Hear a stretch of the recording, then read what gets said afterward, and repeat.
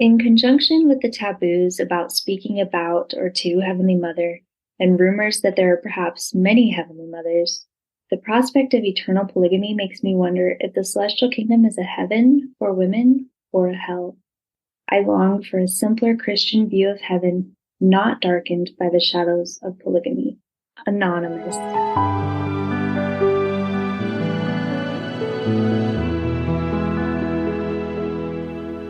Welcome to In Her Image, a podcast where we are seeking and celebrating our Mother God through scripture, scholarship, the arts, and everyday life. I'm your co-host, Kate, and Jess and I tonight are honored to welcome a very special guest. Returning to the podcast, we have tonight Lynn Pearson. Lynn is an author, performer, and speaker who has written over 40 books and plays, of some that are of special interest to our listeners. Maybe her one-woman play, Mother Wove the Morning, as well as her poetry book, Finding Mother God. And tonight we're going to talk about a book written 5 or so years ago called The Ghost of Eternal Polygamy. And then we're also going to introduce you to her most recent book. So, Lynn, welcome. Thank you so much for joining us. Oh, thank you so much for the invitation. It's already a treat to be with the both of you. So I thank you. We'll have a good time. Yes, we will. So some people may be wondering why we're talking about polygamy, why that feels relevant. And to be honest, it was something for me. I learned of your book some years ago, but was nervous to pick it up, nervous to dive into it, and then also nervous to bring it up on this podcast. But after I read it this year, I just felt so strongly that it was an important topic that would bring healing to others. And it's pain that needs to be highlighted and not put away. And also it relates to Heavenly Mother because, as you discuss in your book, it's one of the reasons that we feel that she's been hidden from sight in the Church of Jesus Christ of Latter-day Saints. So we wanted to start by asking you what experiences began your personal journey wrestling with the concept of plural marriage. I know that I was born a feminist somehow or other. I looked around and I thought, why is everything important seeming to be done by the men? And in terms of this concept of polygamy, I actually can pinpoint for you at least the first time I think I verbalized anything about it. And I have in my hand, and I wish the listeners could see this. This is my very first diary. I started keeping a diary when I was a senior in high school. And that was when I was 17 in 1956, the fall of. And someone had given me this little red diary book for my birthday, and I just became addicted. So I just loved writing in this diary. And for another project I'm doing, I've been skimming through much of these diaries. And in the very first few pages, the very first, October 3rd, here I write, all day today, I was very distraught about the idea of polygamy in heaven. And that's all I wrote about it on that page. But I know that was the very first few days of school. And I expounded on this in the book, The Ghost of Eternal Polygamy. I referred to the time that my high school much-loved seminary teacher bore us his testimony about the beauty of eternal polygamy. He was introducing himself. He was married to his second wife now. The first wife had died, and he's not there now. He married a second woman, both in the temple. So he bore us his testimony that in the eternities he knows he will claim as wives the two women that he has been sealed to, and they will live together forever. And I don't know if anybody else in the class was as kind of riveted and wide-eyed, shocked as I was, when he said, I'm sure that this sounds strange to you young women, but I bear you my testimony that as you become less selfish, as you become more righteous, you will see the beauty of this principle, and you will yearn to live it. And I really remember walking home that day with something new in my chest. It was some kind of a division between me and God that had never been there. And so that was the first that I remember having that placed prominently in my mind. And then later on, in my diary, and I'm going to read another little piece to this. I urge everybody to keep a diary, write down everything, all the important things you're doing and what's happening during the day. History will want so much of this. But so here, this would be just the next year, I think. No, this was when I was in college at BYU in August 1961.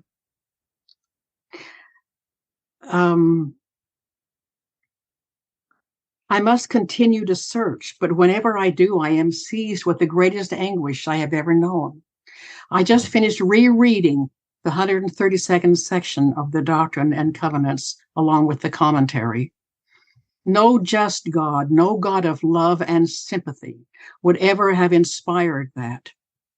Is the only place of woman to be a position of man given to him for an increase of his glory?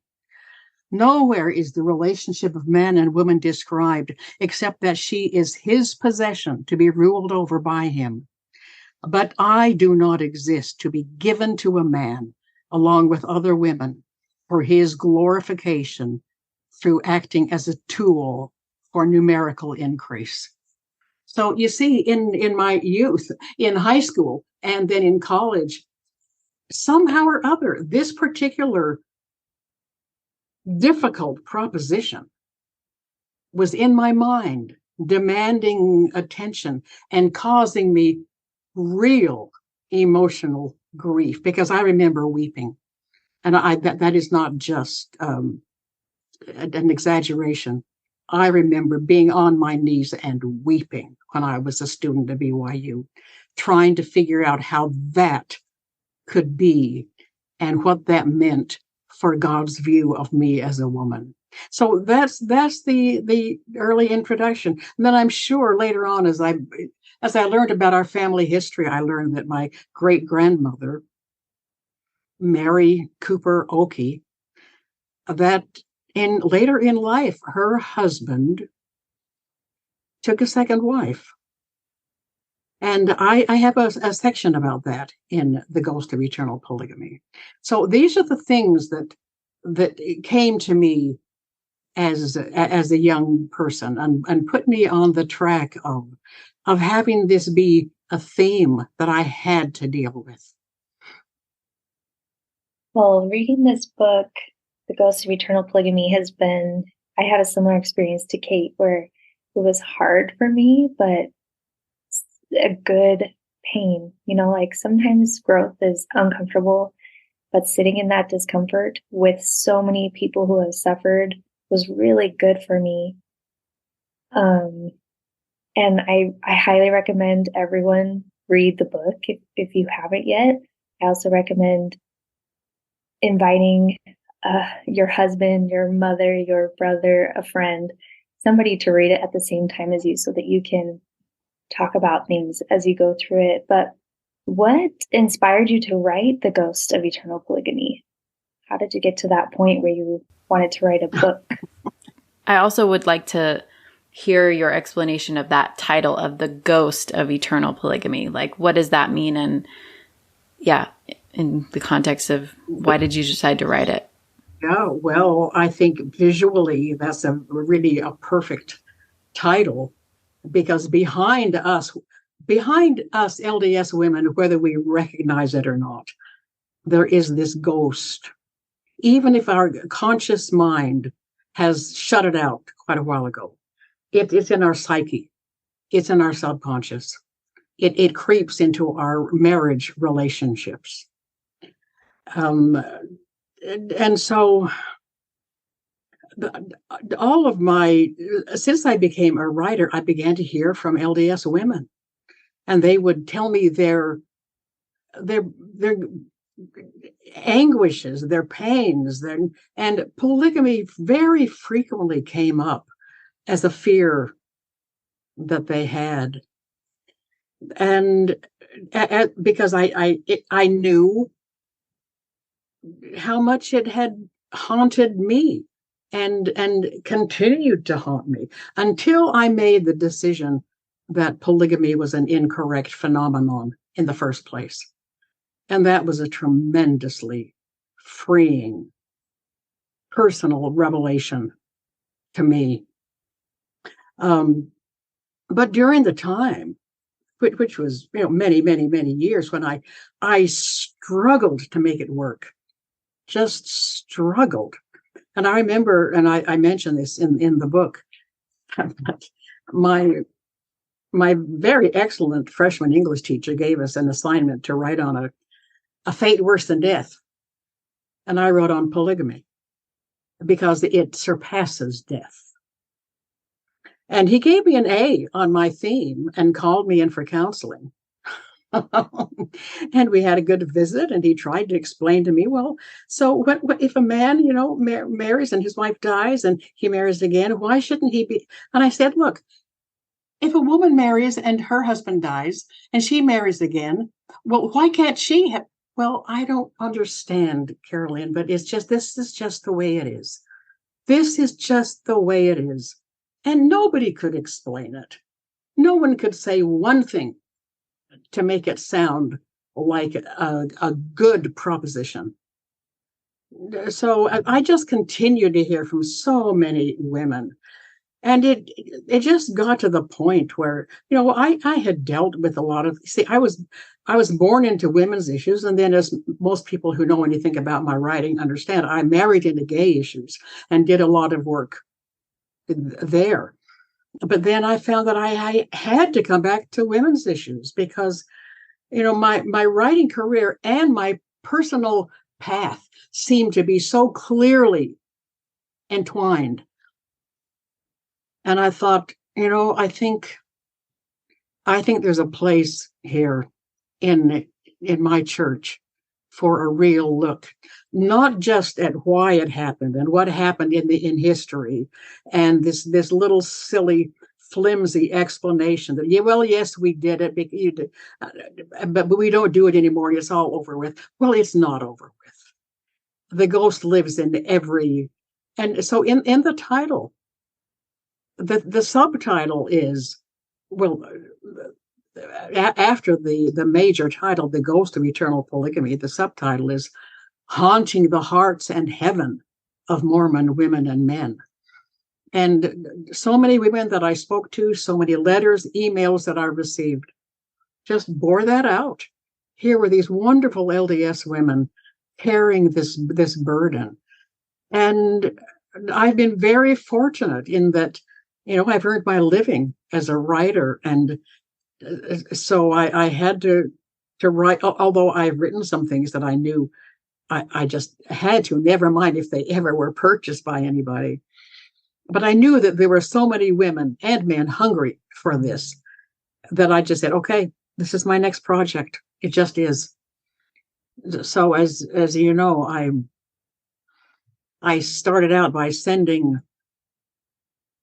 a survey out on social media asking for Mormon people, active, inactive, women, men, to respond to the survey. And the question was, what are your feelings about the idea of eternal polygamy and the inequality in the sealing practices? And so that went out, and by that first day, I think something like 700 people had given their answers to this survey. And by the time we closed it down after 4 weeks,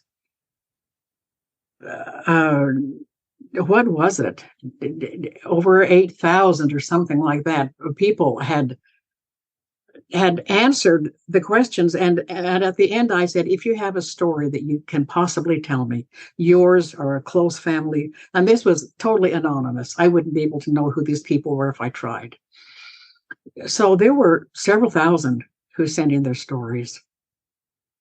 And these were stories, almost all of them, of distress, and how this crippled my family experience, how all of this concept of polygamy worked havoc in my aunt's family. And so I just chose representative ones to share, and I knew that I wanted to also tell my personal story. So this book is actually, it is hard to pin down exactly what it is, because it, in some ways, it's a memoir, because it does tell my personal story with all of this. In other ways, it's a history, because I do give a good, solid chronological history of how this thing happened in the first place. And then what else is it? It's storytelling. This is a book of stories. And I was so excited when I got the concept.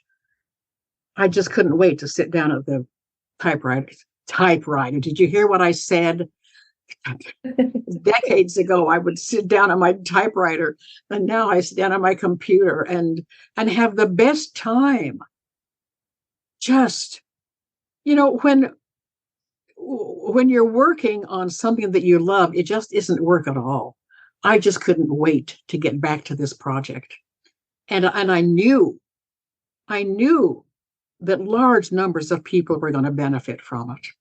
So, and I tried to get a national publisher, because I thought, the country should be interested in what's happening with Mormon women.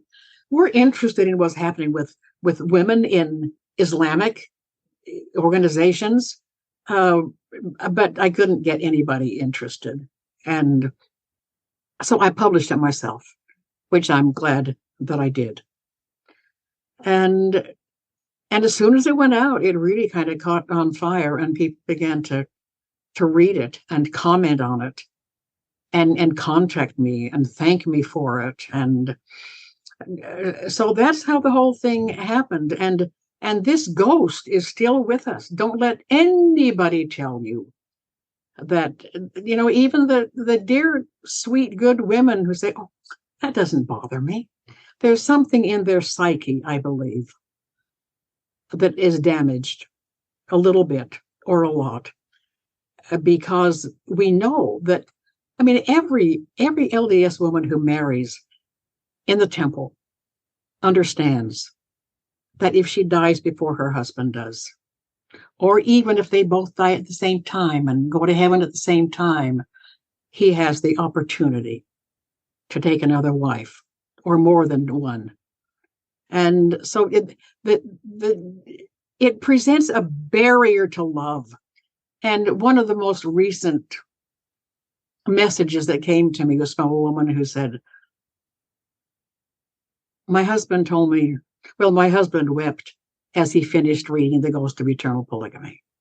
And he said that was the first time he understood what I'd been going through all our married life.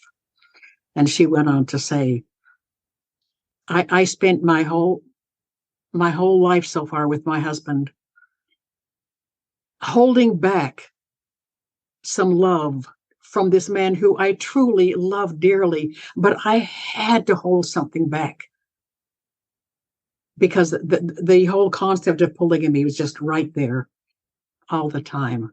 She said, I would give anything to get those years back, those years that I spent not loving my husband as fully as I should have, because here was the ghost of eternal polygamy living with us. That's evil. I call that wicked. I call it evil. I call it unnecessary. And I call it something that I call it damnable. The concept of eternal polygamy is a damnable doctrine. Thank you for not mincing words. I wanted to speak to that point because I think, as you're mentioning, I know of women, and I know of women who would say, well, that doesn't bother me, right? And I think part of the reason that we decide to justify it and say we're okay with it is because we have this black and white thinking, or this, it's so hard for us to think of the prophet Joseph, who we have been taught to revere, or that we do revere, and think that he would have done something damnable, like you said. And so I would love if you could talk about how you talk about this in the book, that you call him the tragic hero. And what does that mean? And, because you are still an active member of the church. And I think a lot of people think if I reject polygamy, then I will be rejecting everything else. Yeah. And see, the way I have managed my church life is because I am a Libra. And on the, we go around with our hands out like the scales. On the one hand, there's this. On the other hand, there's that. And so I see so, I have loved Brother Joseph, truly for a very long time. And I make very clear in the book that I feel that this was the largest error that he made, that this was a mistake from the get-go. But what do I know? I'm just me. But that's the only way that I can even approach this subject. So I love so much about Joseph's teachings and feel that this one was totally wrong. And I made it a point in the book, and I was not making any of this up. I have several pages where I enumerate beautiful things that the prophet Joseph did, all these wonderful acts.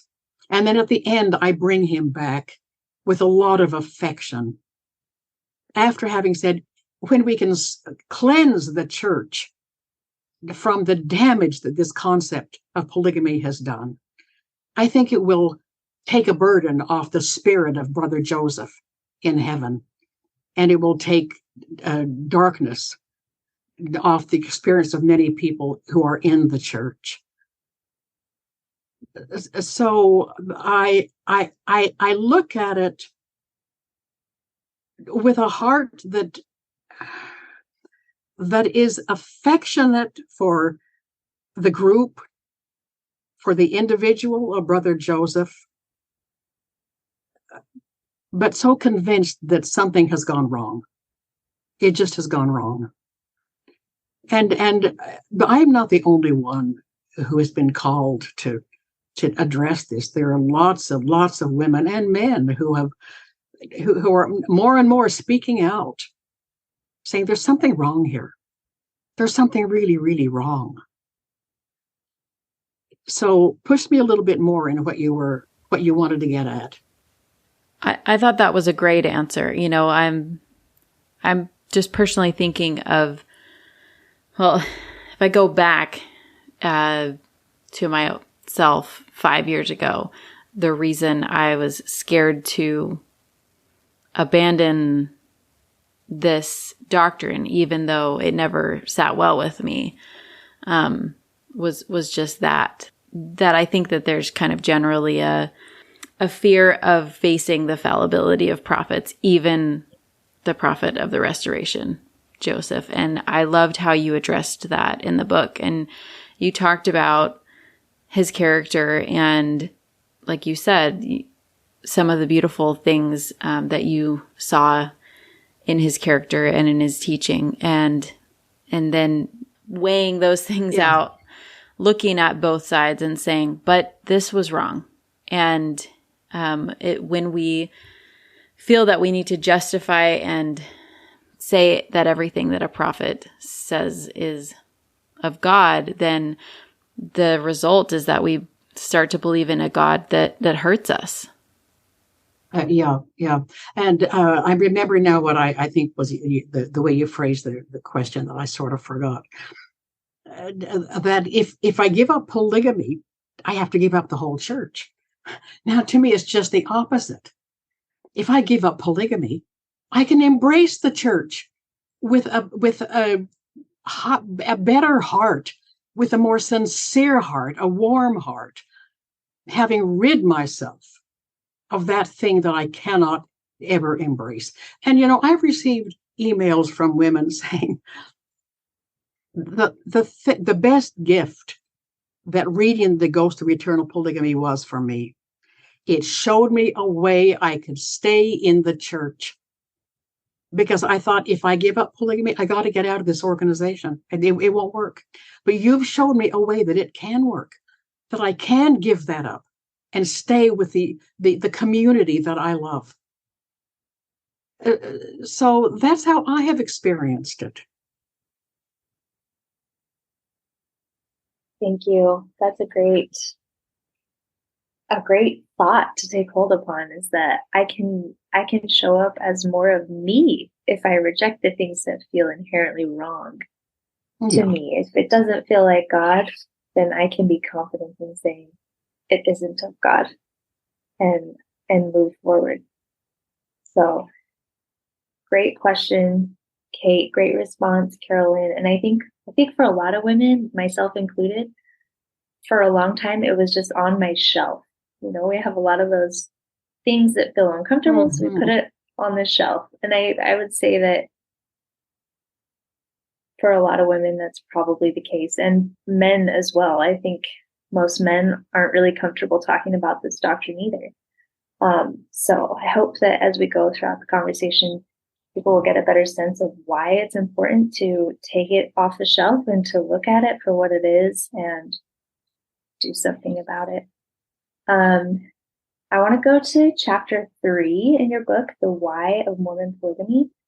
And I thought this chapter was so good. You kind of talk about, first of all, the who, where, when, what of polygamy, and then you dive into these potential whys of different reasons that people have given over the years for why it was instituted. And I think you gave 14 potential reasons, and then you just debunk every single one. And it just felt so good to read that chapter. I know, it felt so good to write it. Whoa. It's so great. You talk about things like, it was necessary to multiply and replenish the earth, and it helped the church grow very quickly. And you debunk that. Polygamy was needed in order to provide husbands for the large surplus of female members, especially widows. Debunked. Polygamy produced more faithful members. Yeah, of the statistics church. will debunk those things. Yes, and I love how you just back each of your points up with the research. I don't just make up what I'm saying in this book. Much of it is my own personal theory. But the facts that I give are facts that they can be backed up with research. I was gonna say, Jess, feel free to summarize the debunking. Essentially, like that. There was not a greater population of women than there were of men, and that was one of the things. And I wanted to just quickly say, beside all of the personal testimonies and your own testimony that you received to inspire this book, you told a story that at some point many years ago, you were asked to write a potential script for a Joseph Smith movie. And because of that, you were privy to a lot of research.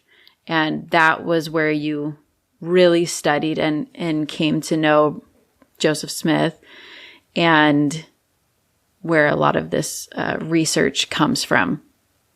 And then that movie was not ultimately made, but it helped, it was part of the journey in this book. And I knew as I was creating that script, because it would have been a church-sponsored movie had it been made. I knew that it had to make Joseph look as favorable as possible. And that was not hard, because, I found Joseph to be a very entrancing figure. And all of those little instances that I mentioned of him being generous and warm and all of that, those are all true.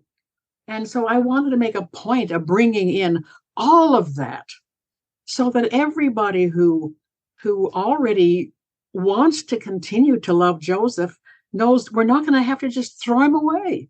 Because I didn't just do a hatchet job on Joseph. I didn't. And in fact, remember, I was speaking to a member of my stake presidency, who, by the way, I met with all of them, and I asked for the wives to be in attendance of that meeting before I wrote this book. And I told them what I was going to do. And I asked them to read it before I published it. And they did. And they did not ask me to do anything different to it. So I feel, one thing I said to them is, look, you won't believe this, but I'm going to create a Joseph in this book, a Joseph that you can love. And one of them said, I can't see how you can possibly do that. And then later he said, you did. So anyway, it was, I had to walk a very tight line in dealing with Brother Joseph, but I think I did him well. Yes, that was very impressive to me in the beginning of the book, was feeling your real, true love of Joseph come through. And my love for him deepening was definitely not something I expected in reading this book. And I'm going to read some of these whys, these possible reasons for polygamy that you give in the book in chapter 3, because it's so fascinating to see all these proposed reasons that they practice polygamy, and then to hear you just debunk so many of them. So the first reason that you touch on is that polygamy was necessary to multiply and replenish the earth, and so that the church would grow very quickly. And you say that to date, there are no proven progeny from Joseph's polygamous wives. And according to the church's website, studies have shown that monogamous wives bore more children than did polygamous ones, except for the first. Number 2, polygamy was needed to care for a large surplus of females, especially widows. To which you respond, this has been found to be unproven folklore. According to LDS Apostle John A. Widstow, quote, there seem always to have been more males than females in the church, unquote. And if there had been more women, Mosiah 21:17 in the Book of Mormon suggests an excellent remedy that did not involve marriage, which goes on to talk about supporting the widows and their children. Reason number 3, polygamy produced more faithful members of the church. Heber C. Kimball had 43 wives, with 17 of them bearing him 65 children. I asked Tom Kimball, a descendant of Heber and his first wife Violet, if he thought members of the church became more faithful because of polygamy. He responded, no, it seemed to create fundamentalists and atheists. What I know about the Kimballs is that only 2 of the 42 sons of Heber would become polygamists themselves, and my father would go around to his cousins converting them to the church because their parents were no longer Mormons. Even now, the majority of my Kimball cousins are not Mormon. And you go on to list these potential reasons.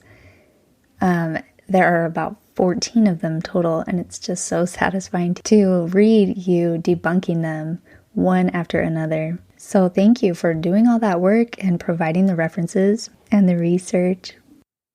Yeah. Well, it has occurred to me more recently that, the only persuasion that we really need is to remember Mother Nature combined with Mother, Father, God, however all that works, produces approximately 50% males, 50% females. Now explain to me how polygamy works well with that initial design. I mean, really, the whole thing is so absurd. Once you start picking it apart, you're just embarrassed that you ever took it seriously. It's just a perversion of patriarchy. I mean, wait, patriarchy is a perversion of partnership. But this is a real significant perversion. Polygamy is. Yes, like an extreme perversion. So we've already talked a little bit about the harm that polygamy has caused, but we'd like to get into it a little bit more and highlight some of those categories of people who submitted responses to your survey and how the doctrine and practice of plural marriage has harmed them or is currently harming them. Maybe we could even talk about some specific examples, but what are the categories of people who are still harmed? Well, I could read through so many of these tiny little stories that I attach to every chapter. But the gist of them all is it just causes pain. It causes pain within marriages. It causes women to hold back part of their affection because they have to envision their husband being with other women in the eternities. And little girls grow up, once they understand that this is a possibility for them in the next life, to wonder why doesn't God love women or girls as much as God loves men or boys? Because everything, in our language in patriarchy, maleness is the standard and femaleness is the other. Just like in the organizational church, priesthood is the standard and relief society is the auxiliary. So I think, there are a lot of younger women that are these days just deciding, wow, I'm seeing things a little differently than I did when I was growing up. Out in the world, I can feel that society regards me with equal respect. And that's not the case in my community, in my religious community. Well, we say, and to a large extent, we do respect women, but it's in a category and not in a large fullness. To sit in, just as an example, to sit in sacrament meeting for 500 times, which of course I have done by this time in my life. But for all of us to sit there and hear constantly the male pronouns for the heavenly beings, for the deity, for Christ, rarely a female pronoun. Now, in this last conference that we just did, there was nary a mention of Heavenly Father and Mother, or the word Heavenly Mother was never spoken. I think there's a retrenchment going on because, women have been getting out of hand. And some men too on this subject. And this subject seems to be one that's fraught with a lot of problems, bringing up a lot of fear. And, I can I can accept that because I know we are just a moment in history right now. We are just one moment. And as we look back, and there's no point in looking back and blaming. Well, of course, we have to feel terrible about, the witch burnings and the this and the that and the other that signify how women were treated over the centuries. We have to condemn all that. But it doesn't do us any good to just curse history and say that, that shouldn't have happened. So it did happen. It did happen. And polygamy did happen. But we don't live in history. We live in the now. We live in this moment today.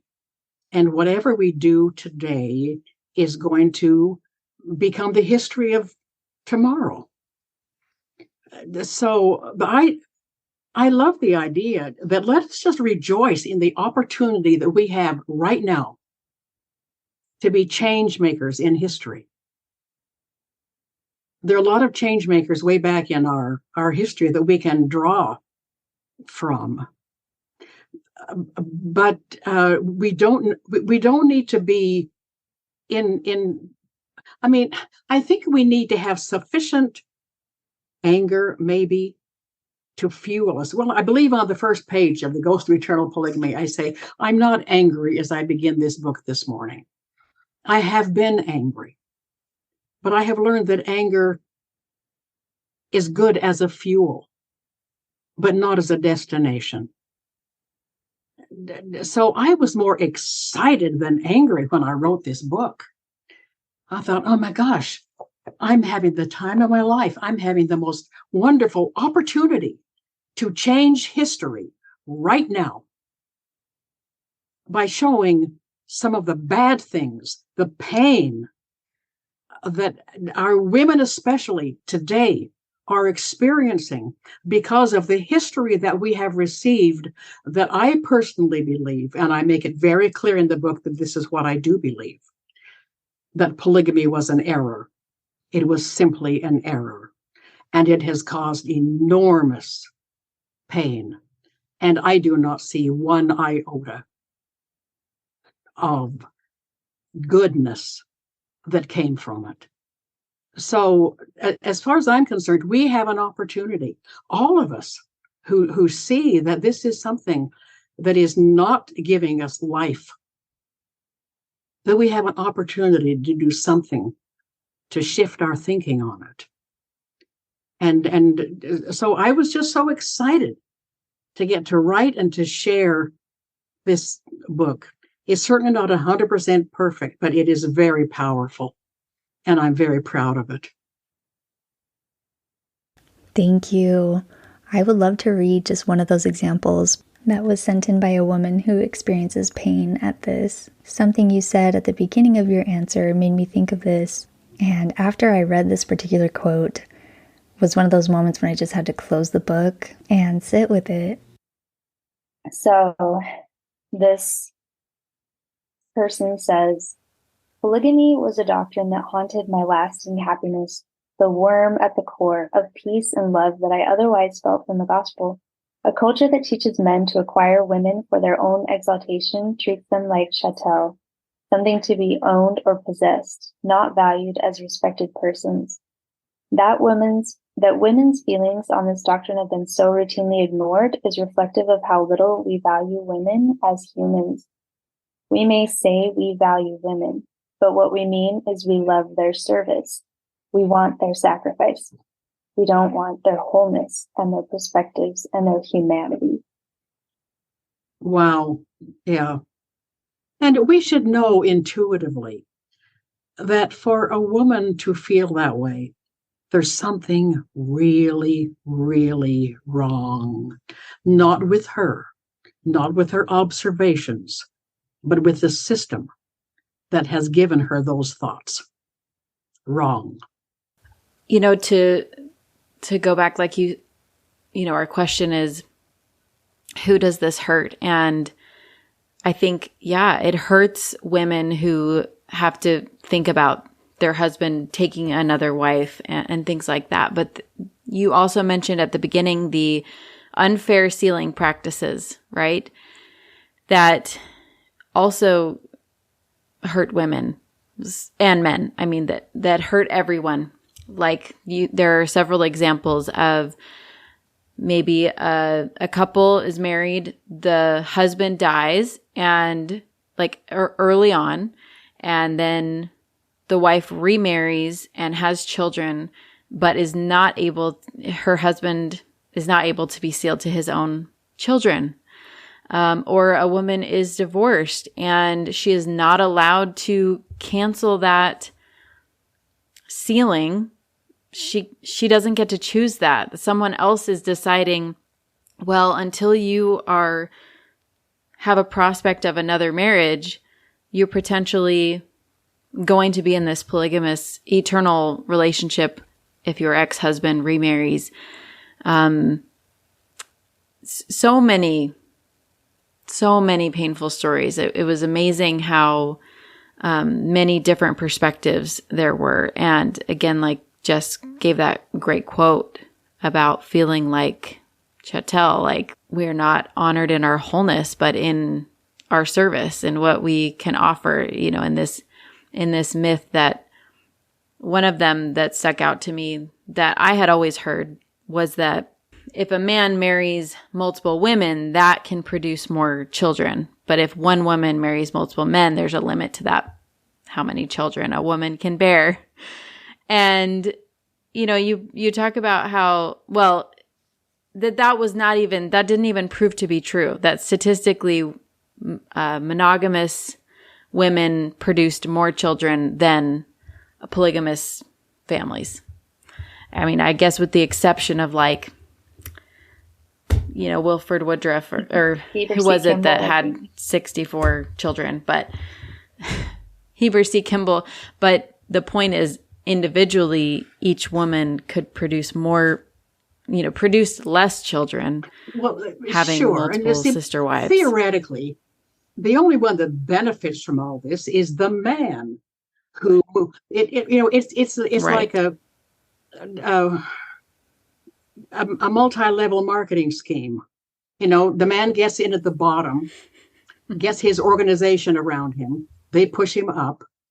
They get their organization around him, more wives, more children. He goes up and up and up. And underneath there, more and more and more wives, more and more children. It's this guy up here who's just yearning to move upward, to be for his own godhood. And there's just something really screwy about that whole picture. Polygamy, the original pyramid scheme. Oh, yeah. Polygamy is indeed a pyramid scheme. I never thought about it. No question about it. Oh, yeah. One that made me sad, one group that's harmed that you talk about in the book is widows who lose their husband late in life and nobody wants to date them because they've already been sealed. And so these men don't want, these women that can't be sealed to them anymore. That made me sad because we're not doing a good job of taking care of our widows, which is like one of the main things Christ tells us to do. There are so many pitfalls in this whole arrangement. And I think I touch on just about all of them in the book here. And how we're going to get out of this, I'm sure I don't know. Because it's so deep now in the fabric of male leadership expectation. So I don't know. Well, that whole concept that you bring up of, young women even not being dateable because the man wants to be the sole owner of them. Like, that is what it is. I want to own you. I want you to be only mine. And that's why I can't, I don't want to try to fall in love with you. Whereas women don't have that luxury at all. Women don't own men.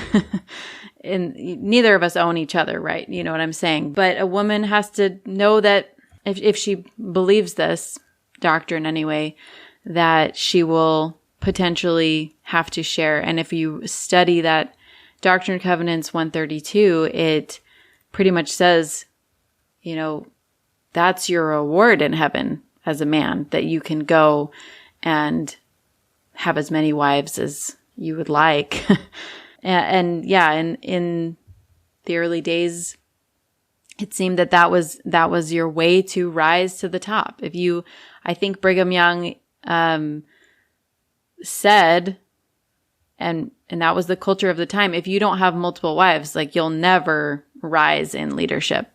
So yes, it's a disgusting perversion. So it just seems astonishing that a community as enlightened and as full of excellent, fine human beings as our church is, it astonishes me that this particular darkness, this particular pain that potentially affects everybody, certainly affects the psyche of every woman in the church.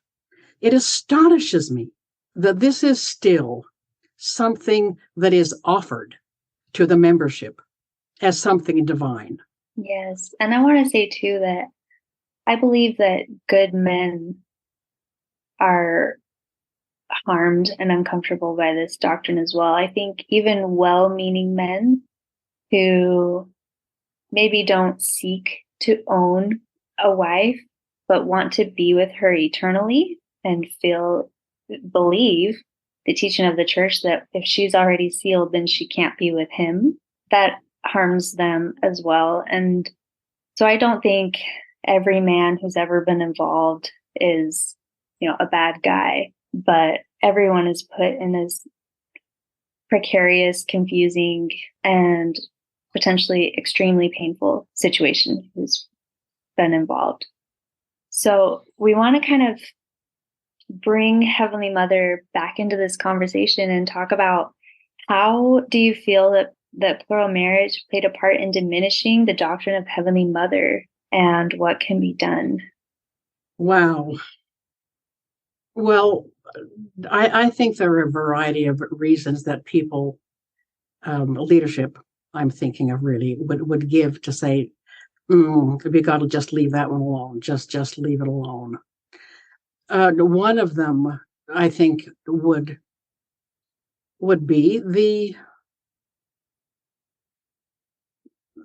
the real hypothetical, well, not hypothetical, but the real mess that would be involved in saying, okay, somehow or other we've got to wed the idea of that we are been told, that somehow we don't quite grasp it yet, really, but that there is a Heavenly Mother.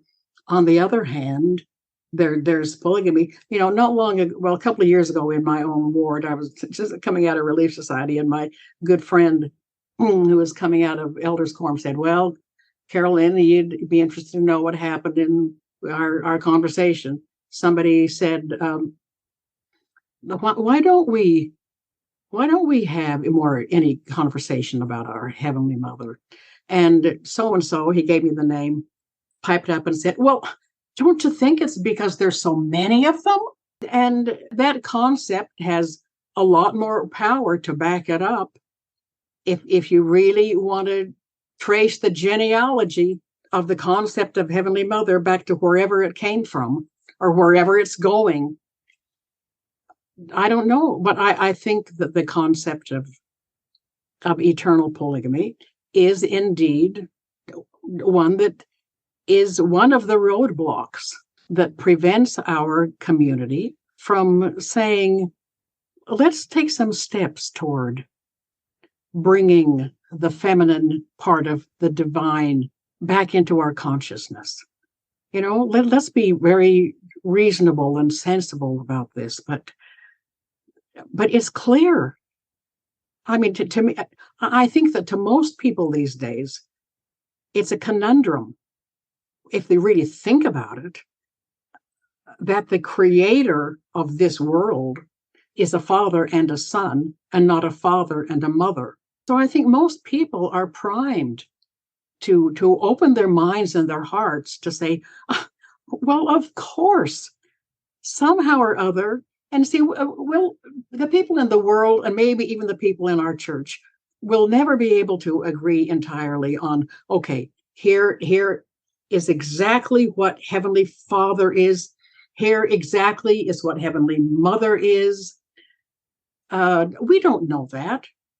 But somehow or other, if we just stop the idea of drawing a picture of them, if we just say that somehow this magnificent creative force being that brought us all into existence is a perfect balance of maleness and femaleness.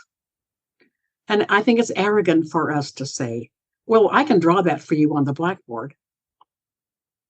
Let's leave a little mystery to this. I am happy to relate to a divinity that I can't pin down entirely. And sometimes, I can envision a wonderful, excellent, beautiful masculine figure here and a wonderful, beautiful feminine figure here. Very, not like a photograph, but like a beautiful, impressionistic painting.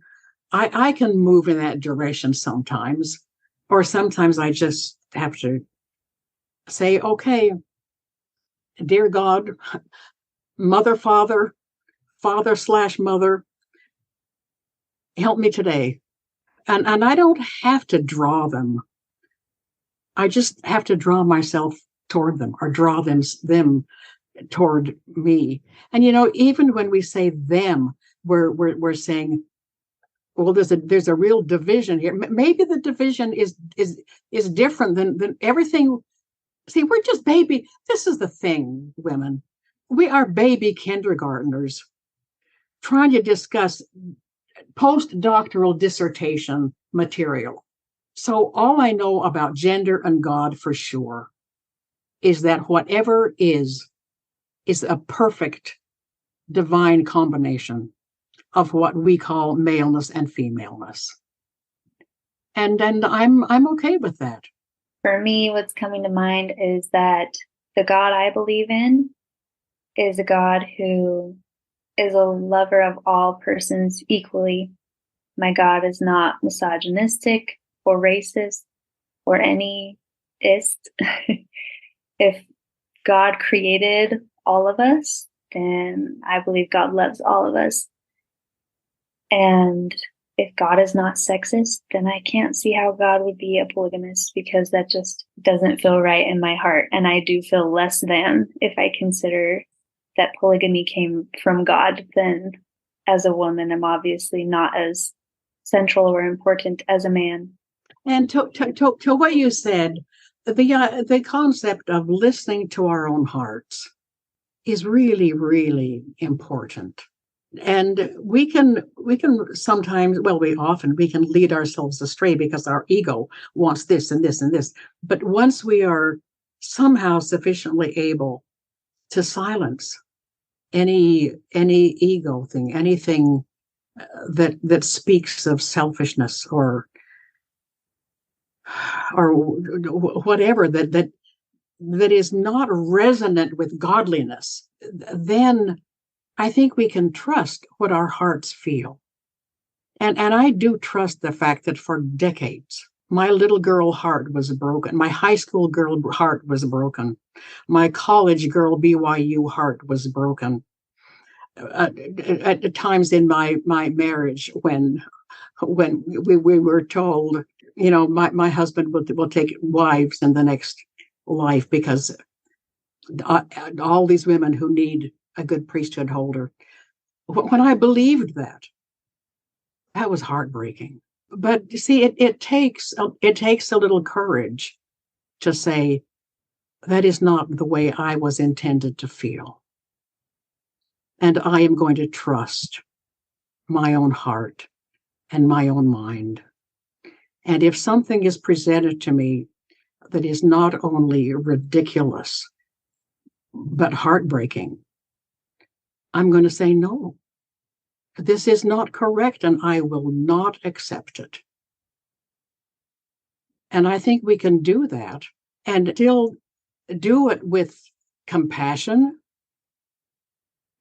I'm watching the series, The Chosen, and I really love the way they portray Jesus.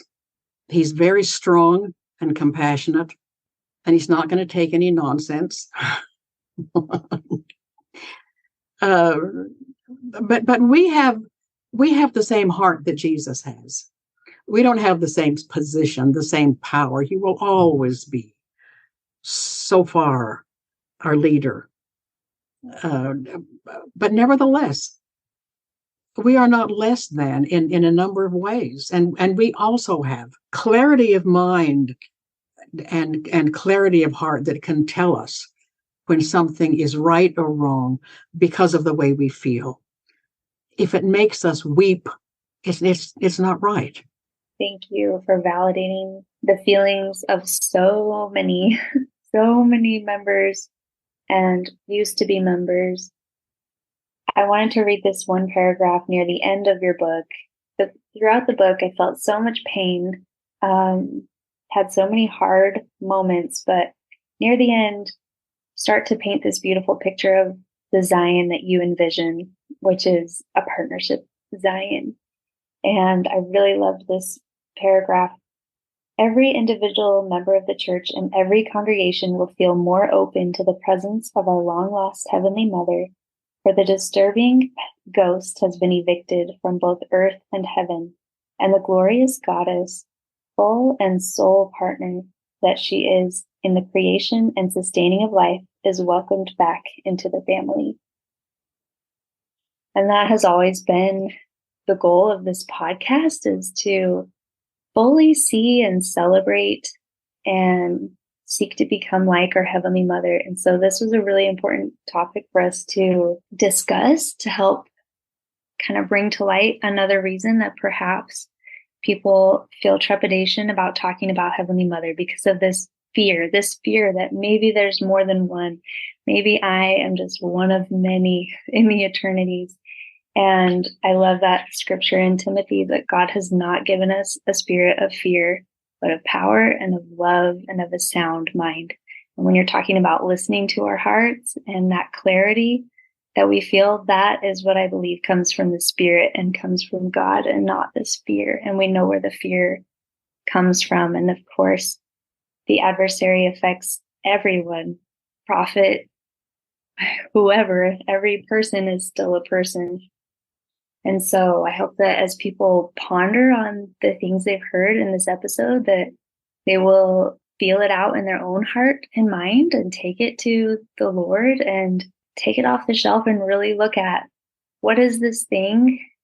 Is it of God? And what do we do about it? Is there anything else you'd like to share about what can be done, or what is your vision for the future of how we can create this more partnership, Diane?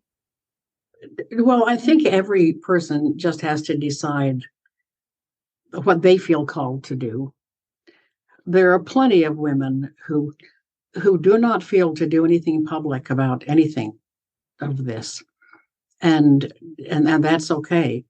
There are other women and men who feel that it's part of their calling to try to move this subject forward.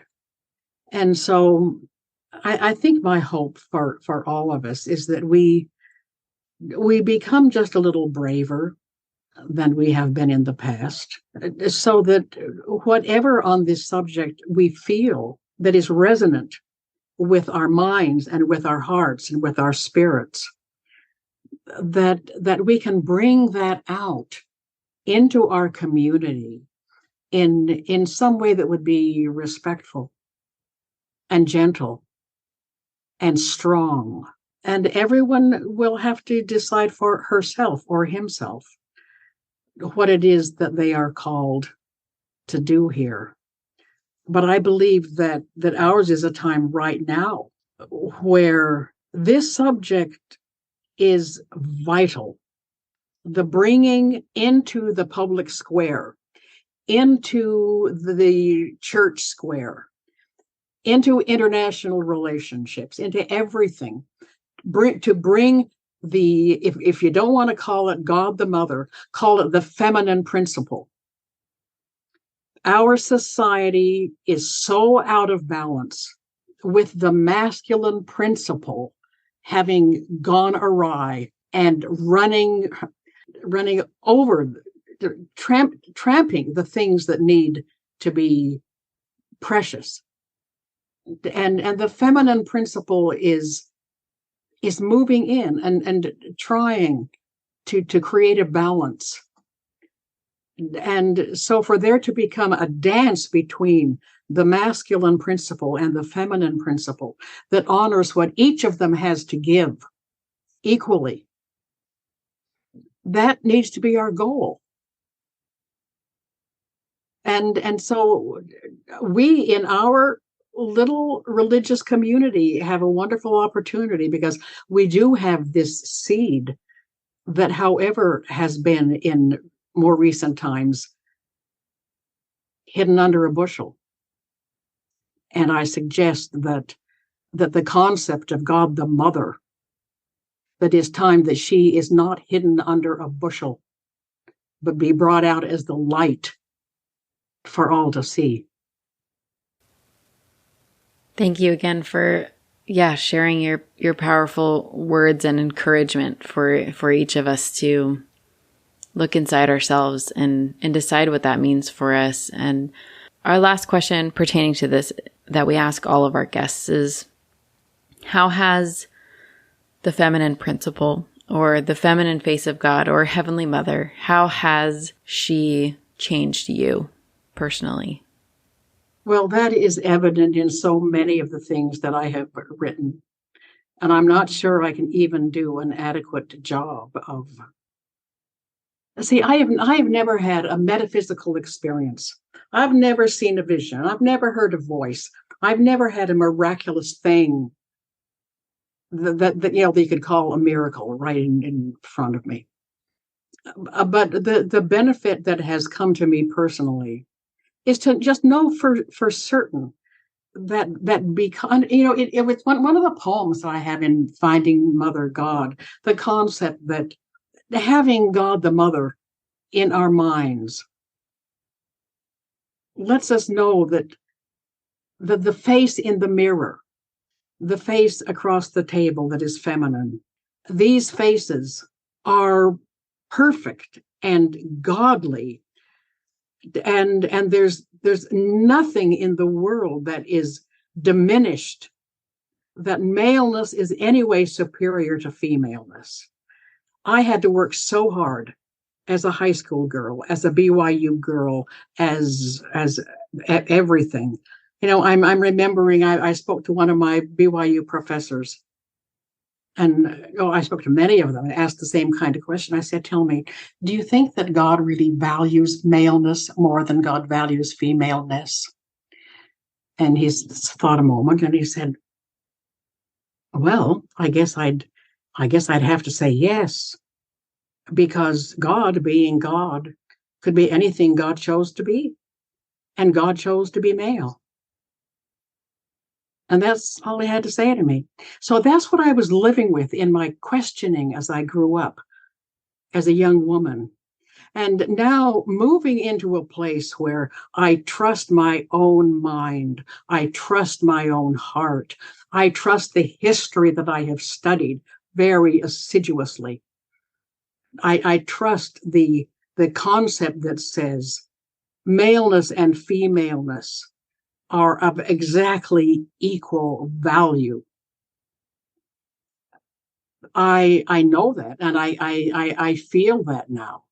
And I rejoice in the opportunity that I have, that you have, and that many, hopefully all of our listeners have, to let this be one of the messages that we bring out into the world. So just a great deal of personal valuing and satisfaction is something that I have received from knowing that the phenomenon of God is both my father and my mother together in some glorious way. Lovely. I love your answer.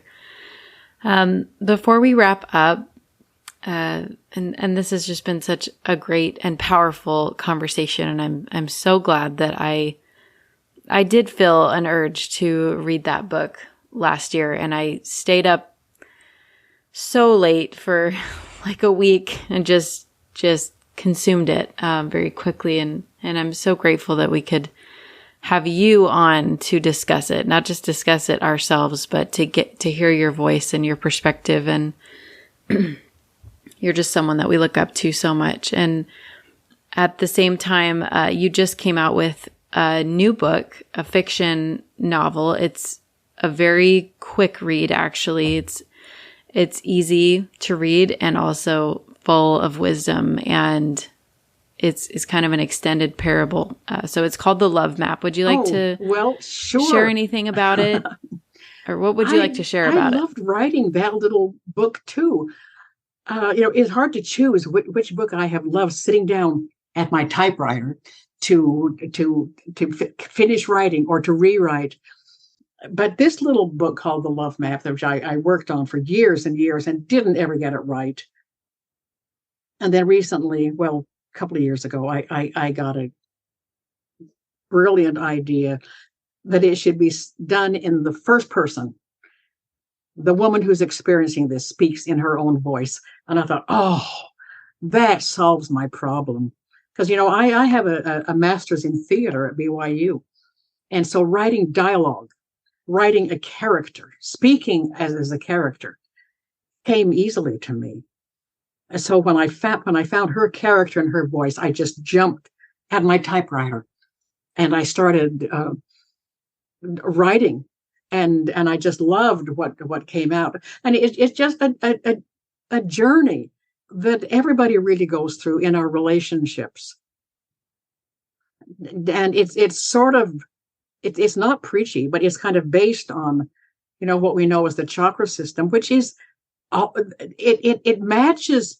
I love the word in our Mormon terminology, eternal progression. And the chakra system shows us the progression of civilization in general, of an individual in particular, and of a relationship, of moving out of the first, which is earthbound and survival, up into the second, which is creativity, sexuality, up into the third, which is power, my will over your will, create things, airplanes, everything. And our challenge, and the challenge of every relationship, is in this journey to move out of the third, which is power and will, into the fourth, which is love, which is where Jesus spoke of so constantly, the heart. And every great teacher before Jesus and after Jesus have spoken of the heart as the place where we must reside. And there's this it's an adventure story. It's kind of fun. It's delightful, but it's also very profound. So I urge everybody to just go buy this little book. It would be a great wedding present. It'd be a great thing for a young couple to read together. I got an email not long ago from a man who said, my wife and I have been married for 42 years, and we just finished reading out loud together The Love Map, and we just enjoyed it so much. So there's my plug for that little book. All of my books, I'm so grateful that I have the opportunity to write. It's just beyond belief that I have had that opportunity. So that's my story about The Love Map, and I'm sticking to it. It's a very profound little story. And I urge all of you to join me in that journey of finding and walking and following the love map. I agree. And, I even want to add that although the story involves a romantic relationship between a husband and a wife, but, you do point out like it's the same skills and the same progression that we move through in all of our relationships with those around us, and seeing them with the eyes of love. So it's friends or family, parents, sure, or coworkers, whatever it is that blocks our heart. Could you imagine if politically in our nation, in every nation, in nation against nation, can you imagine what would happen if everyone all of a sudden was able to move out of the third of my will over your will up into the fourth, where your good is my good? Can you imagine nations looking at each other and saying, your good is my good? Can you imagine the Israelis and the Palestinians, everybody's suddenly saying, oh, your good is my good? And all of the people of Russia and Ukraine looking at each other and saying, your good is my good. And we know that right now, many, many people in those countries are doing that very thing. They are trying so hard to make things work for everybody. And again, it does get really complicated.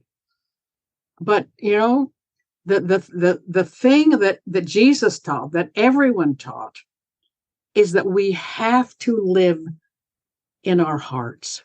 We have to love your enemy. What if all of a sudden everybody in the world, every leader, everybody suddenly said, oh, what was that thing I was supposed to do? I forgot. Oh, love my enemy. And actually did it. So, that's our dream. That's our dream. But there is a way, that there is a technology, really, that is shown in this map of moving from one phase to the other, so that it becomes a little clearer. Didn't it become a little more clear to you as you read through those phases? Said, oh yeah, I can do that. I can catch myself when I'm stuck in the third of power, my will over your will, and how yes, it feels to move up here where Jesus called us to be, and where every great leader has called us to be. So, yeah.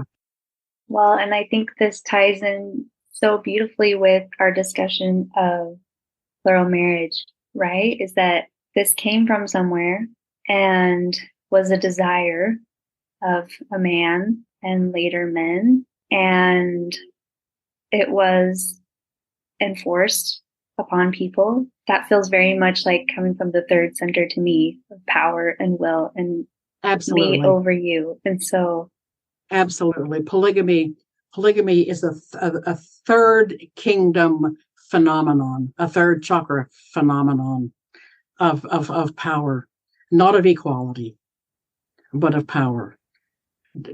Up here in the heart is where partnership lives.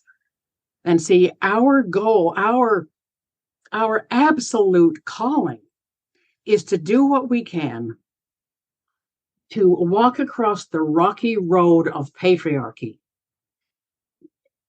into the promised land of partnership. It is the historical necessity. It is as historically necessary as when the Dark Ages moved into the Enlightenment. Our job now is to help move patriarchy into partnership, which will benefit and bless men and women equally.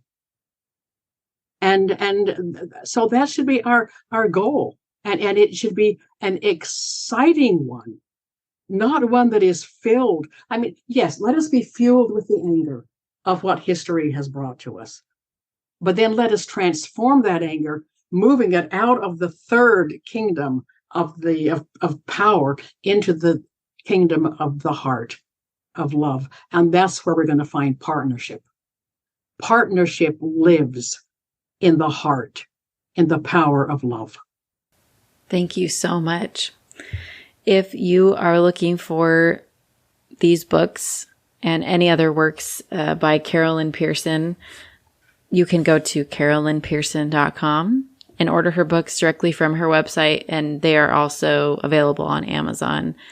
And if you haven't yet, I encourage you to go back to episode 30 of our podcast, In Her Image. The title is Finding Mother God with author, actress Carolyn Pearson. That is such a beautiful and powerful episode to hear more of Carolyn's background in always having that yearning and understanding of Heavenly Mother and all of the things that she's written and explored in that sphere. Highly recommend that. So, Carolyn, we are just so grateful for all of the things you've written and the work that you're continuing to do. Thank you, Kate. Thank you, Jess, for all of the work that you are doing. I've so enjoyed being with you. Thank you for listening. If you've enjoyed this podcast, we hope you'll share it, and please leave us a rating and review wherever you listen. If you'd like to support the podcast, you can make a monthly donation at anchor.fm/inherimage. We hope you'll tune in next Sunday for another inspiring episode.